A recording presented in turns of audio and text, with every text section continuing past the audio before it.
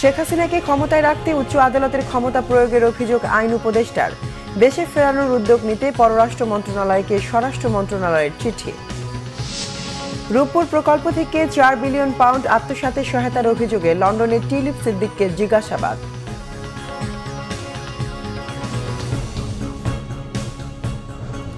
দেখছিলেন crown cement সংবাদ শিরোনাম। এবার বিস্তারিত। আইন উপদেষ্টা ডক্টর আসিফ নজরুল বলেছেন, উচ্চ আদালতের ক্ষমতা ব্যবহার করা হয়েছে শেখ হাসিনার ফ্যাসিস্ট সরকারকে ক্ষমতায় টিকিয়ে রাখার জন্য। জানান, দলীয় বিবেচনায় বেশিরভাগ বিচারক নিয়োগ হয়েছে।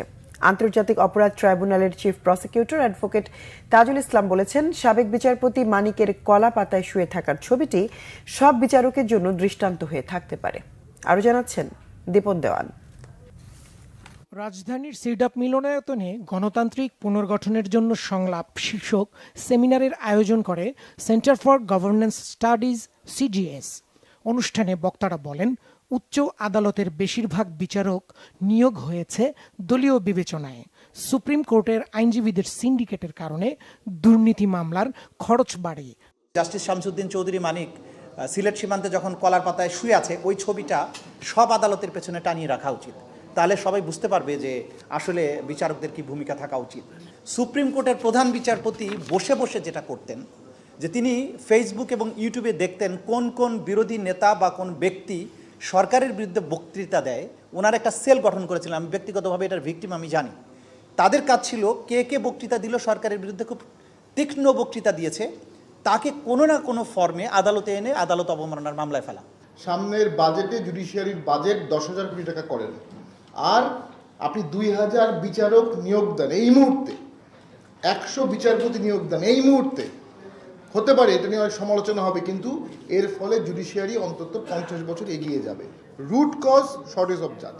মত পোষণ করছি যে 1000 বিচারক এখনই বসানো হোক বা 20,000 বা 200 what ever, because I think অভিজ্ঞতা একটা ব্যাপার। এখানে আপনি সবাইকে বসাই দিলেন, নামাই দিলেন, আই ডোন্ট থিঙ্ক তাতে কাজ হবে। আপনার অভিজ্ঞ ব্যক্তিদেরকেও লাগবে। গণতান্ত্রিক পুনর্গঠনের সংলাপে আইন উপদেষ্টা বলেন, অপরাধ প্রমাণিত হওয়ার আগেই জামিন নাকচ করার চর্চা ছিল উচ্চ আদালতে। যেসব বিষয়ে জাতীয় ঐকমত্য আছে সেসব সংস্কার কার্যকর করার মৌখিক অনুমতি দিয়েছেন প্রধান উপদেষ্টা ও সংস্কার কমিশনের প্রধান। উচ্চ আদালতের এই ক্ষমতা ব্যবহার করা হয়েছে শেখ হাসিনার ফ্যাসিস্ট শাসনামলকে শক্তিশালী করার জন্য, ওই নির্যাতন যন্ত্রকে আরও নির্মম করার জন্য, সাধারণ মানুষের অধিকার হরণ করার জন্য। দেশে 5 বছর পর পর নির্বাচন হলে, জনগণের রায় প্রকৃতভাবে প্রতিফলিত হলে, বাংলাদেশে যে অত্যাচারী দলগুলো আছে, শাসক দলগুলো, তারা এতটা অত্যাচারী হতে পারে না। এটা আমরা 91-এ দেখেছি, 96-এ দেখেছি, 2001-এ দেখেছি। আদালতে যদি হয় সবচেয়ে দুর্নীতিগ্রস্ত, সবচেয়ে পলিটিক্যাল পার্টির প্রতি সবচেয়ে লয়াল, সবচেয়ে দলবাজ, তাহলে এই নিম্ন আদালত স্বাধীনতা দিয়ে আপনি কী করবেন? ঠিক না? তাহলে প্রথম আমাকে ফিক্স করতে হবে উচ্চ আদালত। উচ্চ আদালত ফিক্স করতে হলে প্রথম যেটা করতে হবে সেটা হচ্ছে নিয়োগটা ঠিক করতে হবে। নিয়োগের সময় যদি জয় বাংলা বা জিন্দাবাদ বলা লোক শুধুমাত্র বিচারক হবে, এটা নিশ্চিত হয়ে যায়, তখন তো আর ওই উচ্চ আদালতের কাছে আপনি কিছু আশা করতে পারেন না। বিচার বিভাগ সংস্কার একটি চলমান প্রক্রিয়া, সংস্কার ছাড়া কোনো গতি নেই বলেও মন্তব্য করেন আইন উপদেষ্টা। দীপন দেওয়ান, বাংলা ভিশন, ঢাকা। গণঅভ্যুত্থানের মুখে পালিয়ে যাওয়া শেখ হাসিনাকে দেশে ফেরাতে ভারতের সঙ্গে যোগাযোগের জন্য প্রয়োজনীয় উদ্যোগ নিতে পররাষ্ট্র মন্ত্রণালয়কে চিঠি দেওয়া হয়েছে। বন্দী প্রত্যর্পণ চুক্তি অনুযায়ী তাকে ফেরানো যাবে জানিয়েছেন স্বরাষ্ট্র উপদেষ্টা অবসরপ্রাপ্ত লেফটেন্যান্ট জেনারেল জাহাঙ্গীর আলম চৌধুরী। পিলখানায় বর্ডার গার্ড বাংলাদেশের সদর দপ্তরে বিজিবি দিবস উপলক্ষে পদক প্রদান অনুষ্ঠানে তিনি এ তথ্য জানান। রাজধানীর পিলখানায় তৎকালীন বিডিআর সদর দপ্তরে নির্মম ও নৃশংস হত্যাকাণ্ডের প্রকৃত কারণ উদ্ঘাটনে তদন্ত কমিশন গঠন করা হয়েছে বলে জানান স্বরাষ্ট্র উপদেষ্টা। বলেন, পিলখানায় 2009 সালের 25 ফেব্রুয়ারি সংঘটিত বিডিআর বিদ্রোহের ঘটনায় 7 সদস্যের তদন্ত কমিশন গঠন করা হয়েছে। জাহাঙ্গীর আলম বলেন, যারা মুক্তিযোদ্ধাদের হেনস্থা করছে তাদের আইনের আওতায় অবশ্যই নিয়ে আসব। তিনি বলেন, রোহিঙ্গাদের কোনো অবস্থাতেই প্রবেশ করতে দেব না। পররাষ্ট্র উপদেষ্টা 2 মাসের মধ্যে 60,000 রোহিঙ্গা প্রবেশের যে কথা বলেছেন সেটা স্লিপ অফ টাং। 2 মাসে নয়, গত 1.5 থেকে 2 বছরের মধ্যে 60,000 প্রবেশ করছে। 7 জন, এবং আমাদের এইখানকার এক মহাপরিচালক ছিলেন ALM ফজলুর রহমান স্যারে হচ্ছেন এটার সভাপতি, এবং এর সাথে আমাদের সামরিক বাহিনী আরো 2 জন সদস্য থাকবেন।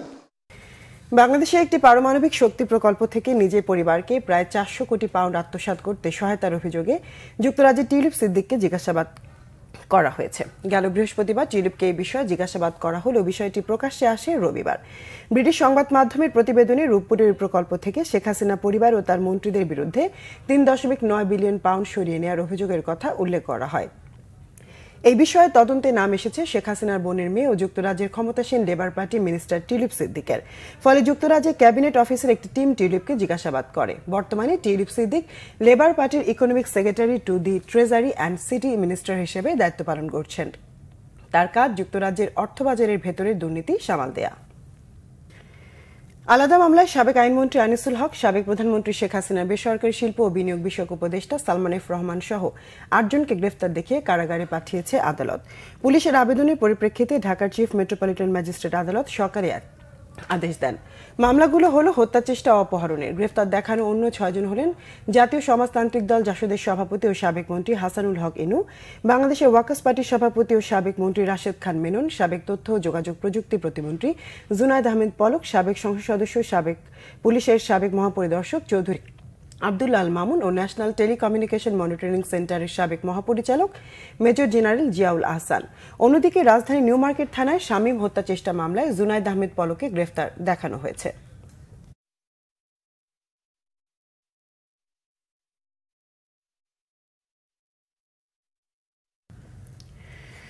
বিএনপি সিনিয়র যুব মহাসচিব রুহুল কবির রিজভীর অভিযোগ, প্রশাসনিক কর্তৃত্ব বজায় রাখতে পারছে না অন্তর্বর্তী সরকার, ফলে দেশে নানা ধরনের সংকট তৈরি হচ্ছে বলে মনে করেন তিনি।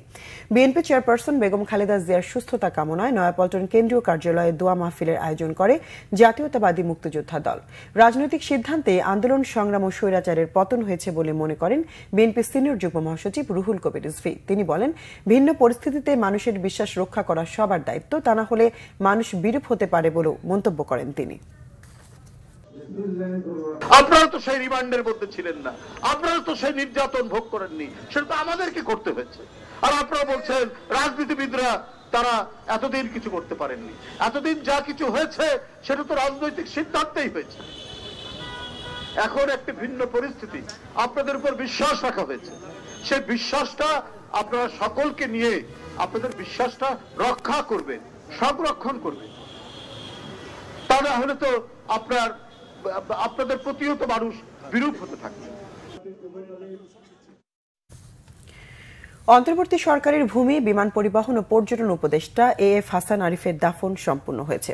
সকালে মিরপুরে বুদ্ধিজীবী কবরস্থানে তাকে দাফন করা হয়। এদিকে তার মৃত্যুতে আজ রাষ্ট্রীয়ভাবে শোক পালন করা হচ্ছে। সকালে সম্মিলিত সামরিক হাসপাতাল সিএমএইচ এর হিমঘর থেকে এএফ হাসান আরিফের মরদেহ নেওয়া হয় বুদ্ধিজীবী কবরস্থানে। দাফনে অংশ নেন স্বরাষ্ট্র উপদেষ্টা মোহাম্মদ জাহাঙ্গীর আলম চৌধুরী সহ সরকারের ঊর্ধ্বতন কর্মকর্তারা। এ সময় তার দীর্ঘদিনের সহকর্মীরা স্মৃতিচারণ করেন। তার নির্দেশনা অনুযায়ী কাজ করার আশাবাদ ব্যক্ত করেন। বলেন, উপদেষ্টা হিসেবে দায়িত্ব নেওয়ার পর মন্ত্রণালয়ের সংস্কারের পাশাপাশি কাজকে করেছেন গতিশীল। পরিবারের সদস্যরা তার জন্য দোয়া চেয়েছেন। হৃদরোগে আক্রান্ত হয়ে গত শুক্রবার রাজধানীর ল্যাবেইড হাসপাতালে মারা যান উপদেষ্টা এএফ হাসান আরিফ। শুক্রবার ধানমন্ডির 7 নম্বর জামে মসজিদে প্রথম, শনিবার সুপ্রিম কোর্ট প্রাঙ্গণে দ্বিতীয় এবং সচিবালয়ে তার তৃতীয় দফা জানাজা অনুষ্ঠিত হয়। আইনজীবী হিসাবে উনি কীরকম সেটা তো বাংলাদেশ মানুষ সবাই জানে। বাবা হিসাবেও আমি বলবো যে উনি এত ব্যস্ততার মধ্যেও উনি আমাদের প্রতি যে ওনার বিশেষ খেয়াল আছে বা নজর আছে, সেটা আমরা অনেক কাজেই বুঝতে পারতাম। একজন মানুষের আকস্মিক বিদায় যে কতটা ঘটনাবহুল হতে পারে। আগের দিন বৃহস্পতিবার দিন স্যার প্রায় 7:30 পর্যন্ত আমাদের মন্ত্রণালয়ে মিটিং করেছেন।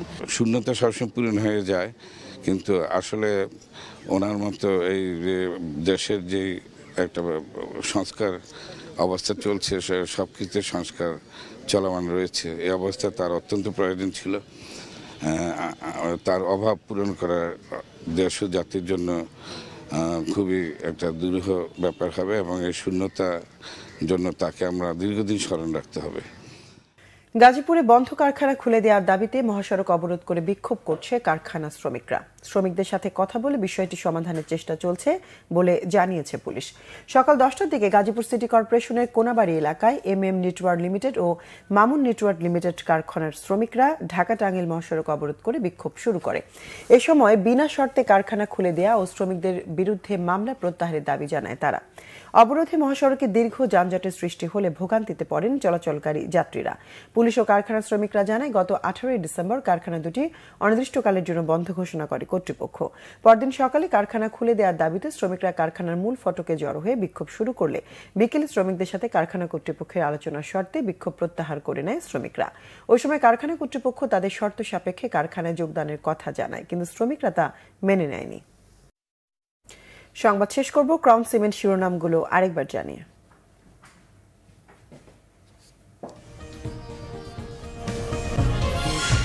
শেখ হাসিনাকে ক্ষমতায় রাখতে উচ্চ আদালতের ক্ষমতা প্রয়োগের অভিযোগ আইন উপদেষ্টার, দেশে ফেরানোর উদ্যোগ নিতে পররাষ্ট্র মন্ত্রণালয়কে স্বরাষ্ট্র মন্ত্রণালয়ের চিঠি।